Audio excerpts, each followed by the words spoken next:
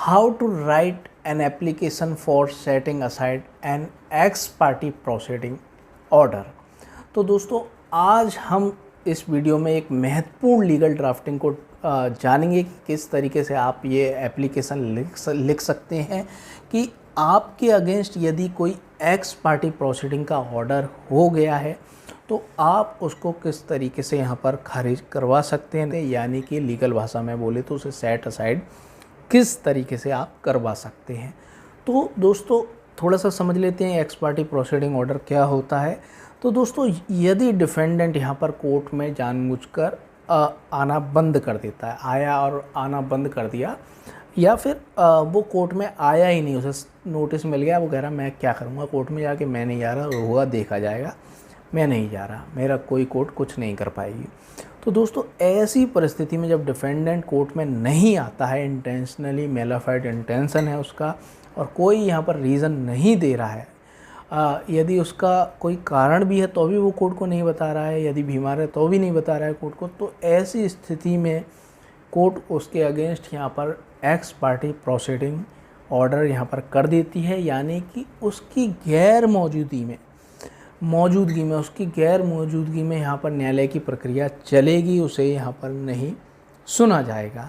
तो ऐसी स्थिति में दोस्तों यदि आपके अगेंस्ट यहाँ पर एक्स पार्टी प्रोसीडिंग ऑर्डर हो गया, आप यहाँ पर आपका इंटेंशन भले ही गलत ना हो, आप हो सकता है कि आप कोर्ट में नहीं जा पाए, आप बीमार थे और एप्लीकेशन भी नहीं लगा पाए, और जिस दिन आप कोर्ट में सेकंड डेट पे आप जा रहे या थर्ड डेट पे जा रहे तो आप कोर्ट में थोड़ा सा लेट हो गए, आप कोर्ट ढूंढते, तो दोस्तों तो कोर्ट तो यही समझेगी आप 3 डेट से नहीं आ रहे हैं और आपके अगेंस्ट एक्स पार्टी प्रोसीडिंग कर देगी।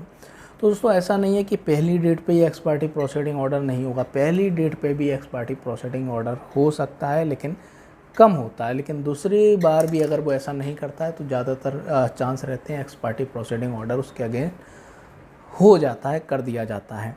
तो दोस्तों उसको यहाँ पर सेट असाइड यानी कि निरस्त कराने के लिए आपको यहाँ पर ऑर्डर 9 रूल 7 के अंतर्गत एक एप्लीकेशन लगानी पड़ती है, application for set aside an ex parte proceeding.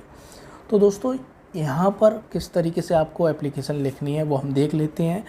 आपको यहाँ पर स्क्रीन पर फॉर्मेट आपको दिखाई दे रहा होगा। तो दोस्तों सबसे पहले आपका कोर्ट का नाम डाल देना, जैसे कि ये फैमिली कोर्ट का एक मैटर है यहाँ पर फॉर एग्ज़ाम्पल आपको डाल देना न्यायालय श्रीमान पारिवारिक न्यायाधीश महोदय, जो भी उसका नंबर है, 1 है 2 नंबर कौन सी कोर्ट है, महोदय आगरा, ये हम डाल देते हैं। वाद संख्या कौन सा जिसमें आप ये एप्लीकेशन लगा रहे हैं सेट असाइड की, तो दोस्तों वो डाल देना है वाद संख्या, जैसा कि आपको दिख रहा है स्क्रीन पे। दोनों पार्टीज़ का नाम डाल देना है, ए बनाम बी, जो भी है उनका नाम डाल देना। कौन सी धारा के अंतर्गत डिवोर्स का चल रहा है, 125 CRPC मेंटेनेंस का चल रहा है, किसका चल रहा है वो आप यहाँ पर वो धारा यहाँ पर डाल देंगे। और यहाँ पर लिखेंगे प्रार्थना पत्र वास्ते एक पक्षीय आदेश अपास्त करानी होती हेतु, आप इंग्लिश में लिख सकते हैं an application for setting aside of x parte proceeding order. यहाँ पर नीचे आपने सब्जेक्ट लिख दिया, आप उसके बाद लिखेंगे आप प्रार्थी या प्रार्थिया, जो भी है लड़की या लड़का है, तो यहाँ पर हमने एग्जांपल प्रार्थिया लड़की का लिया है, तो प्रार्थिया ऑब्लिक प्रतिवादी यानी कि डिफेंडेंट निम्नलिखित निवेदन करती है, जैसा कि आपको स्क्रीन पर दिख रहा है। पहला आपको लिख देना है यह है कि प्रार्थिया उपयुक्त वाद में प्रतिवादी है, डिफेंडेंट है, और पिछली सुनवाई की तारीख को आप माननीय महोदय दोबारा उक्त वाद में प्रार्थिया ऑब्लिक प्रतिवादी के विरुद्ध एक पक्षीय आदेश पारित कर दिया गया था, एक पक्षीय कार्रवाई का आदेश पारित कर दिया गया था। सेकंड पॉइंट में आपको बता देंगे कि आपको मुकदमे की जानकारी कैसे मिली। तो यदि आप पहले से ही आ रहे थे और आपने आना बंद कर दिया तो उसका रीज़न बताएंगे, और आप पहली बार कोर्ट में आ रहे हैं तो आप बताएंगे कि आपको सूचना कैसे मिली, आपको नोटिस प्राप्त हुआ या नहीं हुआ। तो यहाँ पर हम दोनों ही देख लेते हैं। पहला जो हमारा स्क्रीन पर लिखा हुआ है यह है कि उपयुक्त वाद में प्रार्थी या ऑब्लिक प्रतिवादी पर दिनांक इतनी को एक बार ही समन की तामील हुई, मतलब एक बार ही उसे नोटिस प्राप्त हुआ या समन प्राप्त हुआ, जिसके बाद अचानक उसके पिता की तबीयत खराब हो गई। तो जो भी कारण है वो आपको बता देना है, जेन्युइन रीज़न, बोनाफाइड रीज़न होना चाहिए, वो आपको बता देना है, ठीक है। उनकी तबीयत ख़राब हो गई, उनकी देखभाल के लिए कोई नहीं था, केवल प्रार्थी ही है घर में, तो इस कारण वो माननीय न्यायालय पर आगे की डेट पे उपस्थित नहीं हो पाई। और उसके यहाँ पर उन्होंने यहाँ पर जितने भी पेपर्स हैं मेडिकल वो यहाँ पर लगाए हैं। तीसरे पॉइंट में लिखेंगे यह है कि प्रार्थी ऑब्लिक प्रतिवादी उक्त वाद की सुनवाई को पिछली तारीख जो है वो आपको डाल देने, पिछली तारीख को माननीय न्यायालय के समक्ष उपस्थित होने आई थी। जब उसके पिता की तबीयत ठीक हो गई तो माननीय न्यायालय के समक्ष उपस्थित होने आई तो यहाँ पर उसने कोर्ट को काफ़ी ढूंढा, लेकिन उसे कोर्ट रूम यहाँ पर नहीं मिला, क्योंकि कोर्ट रूम बदलते रहते हैं, दिक्कत होती है। और ये बहुत ही ज़्यादा रीज़न हमें देखने को मिलता है कि यहाँ पर कोर्ट को ढूंढते थोड़ा बहुत लेट हो जाते हैं, 5-10 मिनट ही लेट होते हैं, उनके अगेंस्ट यहाँ पर एक्स पार्टी प्रोसीडिंग ऑर्डर हो जाता है।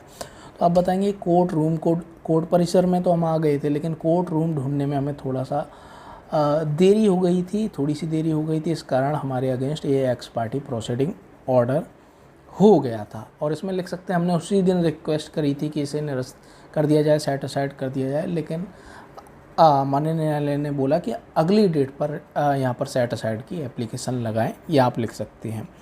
फोर्थ पॉइंट में ये लिखेंगे यह है कि प्रार्थी ऑब्लिक प्रतिवादी की उक्त वाद की सुनवाई की तारीखों पर अनुपस्थिति जानबूझकर नहीं थी और उसके पीछे उक्त वास्तविक कारण थे। तो जो यहाँ पर जो बोनाफाइड रीज़न था कि उसके पिता की तबीयत ख़राब चल रही थी या माँ की तबीयत ख़राब चल रही थी या उसकी खुद की तबीयत ख़राब चल रही थी, जो भी रीज़न है वो आपको लिख देना। इस कारण वो माननीय न्यायालय के समक्ष नहीं आ सकी, उसने जानबूझकर ऐसा नहीं किया, इंटेंशनली नहीं था, बोनाफाइड रीज़न था।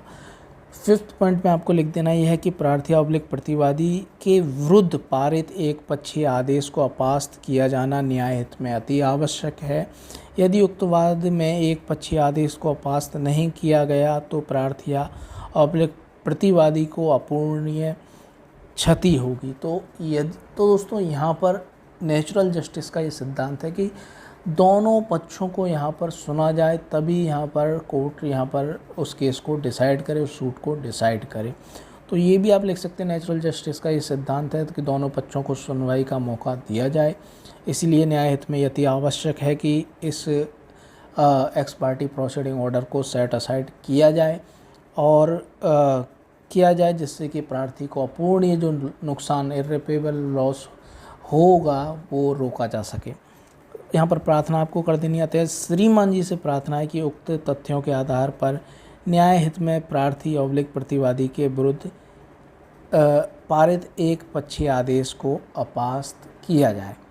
ये आपको लिख देना है, दिनांक प्रार्थी ऑब्लिक प्रतिवादी लिख देना है, नीचे दोबारा अधिवक्ता। तो इस तरह बहुत ही सरल एप्लीकेशन है, छोटी एप्लीकेशन है, और आप इसे जितना अच्छा लिख सकते हैं उतना ही बढ़िया होगा। आप इसमें जो जेन्युइन रीज़न है वो ही लिखें दोस्तों।